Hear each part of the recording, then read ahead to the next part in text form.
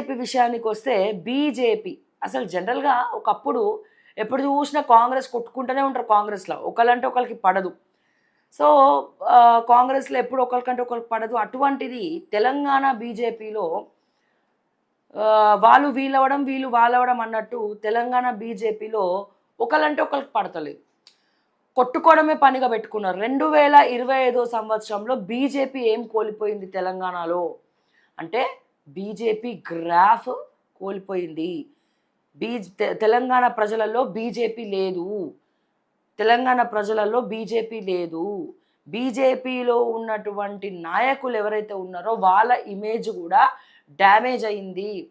Jubilee Hills ఎన్నికలు కావచ్చు, Kishan Reddy central మినిస్టరే మినిమం ఓటింగ్ కూడా రాలేకపోయింది కిషన్ రెడ్డి ఏరియాలో అని చెప్పి ఒక రకమైనటువంటి టాక్ అయితే, బండి సంజయ్ కేంద్ర సహాయక శాఖ మంత్రి అవ్వడం వల్ల, సో అతను భారతదేశం మొత్తం తిరగడం వల్ల తెలంగాణలో ఫోకస్ తగ్గిపోయి ప్రజా సమస్యలు గురించి మాట్లాడడం, చర్చించడం బంద్ చేసిరు. తెలంగాణలో బీజేపీ మాట్లాడడంని బొందబెట్టిరని అంటున్నారు.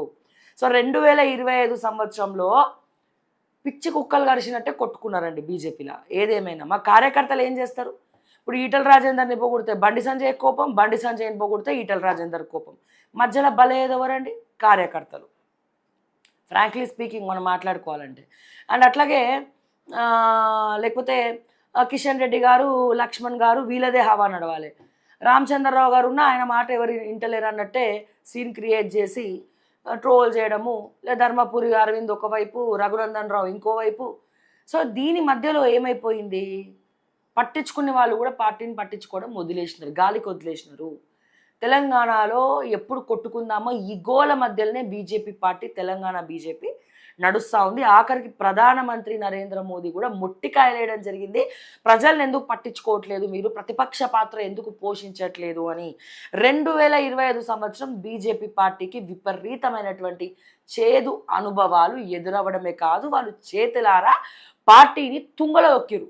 ఎంతగానం దొక్కిండ్రు అంటే 3వ స్థానం నుండి 4వ స్థానంలోకి పడిపోయింది. అంటే మరి 3వ స్థానం ఎవరు శ్రావ్య అంటే ఆఖరికి ఇండిపెండెంట్లుగా నించున్న గెలిచేటువంటి అవకాశం 3వ స్థానంలో ఉన్నది, కానీ బీజేపీకి మాత్రం లేదు. అంటే అంత దిగజారిపోయింది తెలంగాణలో బీజేపీ పార్టీ. సో 2025 సంవత్సరం బీజేపీ పార్టీకి ఇట్లా చేదు అనుభవాల్ని మిగిలిచ్చింది.